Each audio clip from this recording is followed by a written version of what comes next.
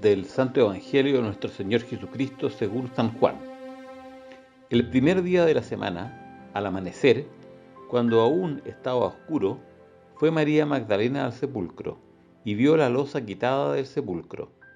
Fue corriendo, pues, a donde estaba Simón Pedro y el otro discípulo al que Jesús amaba, y les dijo: se han llevado al Señor del sepulcro y no sabemos dónde lo han puesto. Pedro y el otro discípulo salieron para el sepulcro. Los dos corrían juntos, pero como el otro discípulo corría más que Pedro, se le adelantó y llegó primero al sepulcro. Se inclinó para observar y vio las envolturas de tela en el suelo, pero no entró. Simón Pedro llegó detrás, entró derecho en el sepulcro y vio las envolturas de tela en el suelo. El sudario en que le habían envuelto la cabeza no estaba en el suelo con los otros lienzos, sino enrollado aparte. Entonces entró también el discípulo que había llegado primero, vio y creyó, porque hasta entonces no habían entendido la Escritura, que Jesús tenía que resucitar de entre los muertos. Los dos discípulos se volvieron a casa. Hermanas y hermanos, es palabra del Señor. Gloria a ti, Señor Jesús. Es el primer día de la semana. Dios comenzó a crear el universo en el primer día de una semana. La palabra domingo, que significa Dominicus, día del Señor, el día del Señor, es para nosotros el día más importante porque es el día en que Jesús resucitó. Para los judíos, el día de descanso era el sábado y después venía el primer día de la semana en que ellos trabajaban. Nosotros cambiamos esa costumbre y ahora nosotros descansamos el domingo. Y aquí entonces ese día, muy de madrugada, va María Magdalena. ¿Va sola o no? Aquí se dice que va ella. Es raro que una mujer sola salga de noche. Pero después dice, no sabemos dónde lo han puesto. Entonces da la impresión de que iba acompañada. Por lo menos los demás evangelios muestran que va Magdalena con otras mujeres a visitar el sepulcro. Bien, y ella entonces les anuncia a los apóstoles que no está el cuerpo de Jesús. Ella es llamada por la tradición de la Iglesia Apóstola Apostolorum, la apóstola de los apóstoles. Ella le envía el mensaje a los apóstoles de que Jesús ha resucitado. Antiguamente, hasta hace pocos años, la celebración de Santa María Magdalena era una memoria obligatoria. Ahora tiene el rango de fiesta, porque este Papa ha querido acentuar su importancia. Bien, ¿y quiénes son los que reciben el mensaje y van al sepulcro? Pedro y el discípulo amado. La tradición de la Iglesia dice que este discípulo es Juan. Y los dos van corriendo, pero Juan, que la tradición de la Iglesia dice que era más joven, que era el más joven de los discípulos, él no entró. Llegó, vio, se asomó al sepulcro, pero no entró. ¿Por qué no entró? En el fondo reconoce la preeminencia de Pedro. Pedro es más viejo, es más lento para creer, muchas veces comete errores, pero Jesús claramente lo nombró como el líder del grupo y por lo tanto reconoce el primado de Pedro. Bien, entonces el que corre más rápido es el primero que cree, sin siquiera ver a Jesús, solamente viendo los señales, es decir, viendo los lienzos ahí en el suelo, se da cuenta que Jesús resucitó. Esto es lo que quiere mostrar Juan.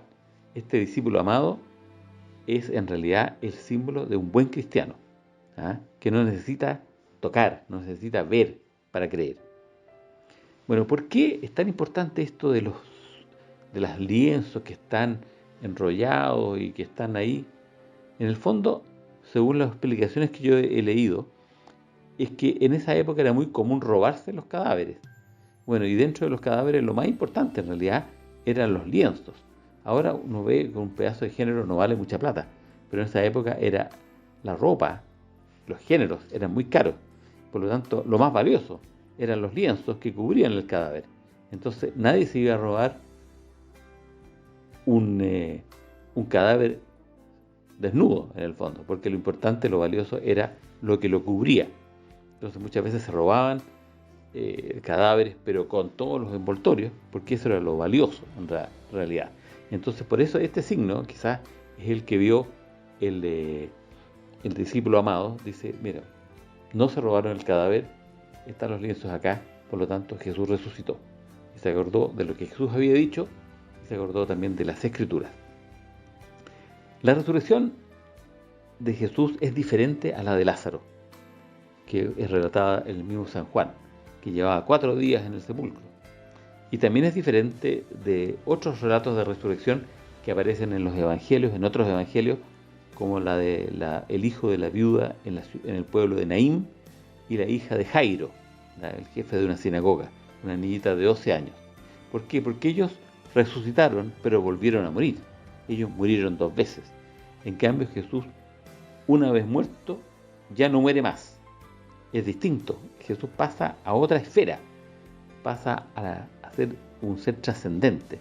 Es el mismo que murió, es el que está ahí. Tiene cuerpo, no es solamente un alma, no es un ánima en pena, no.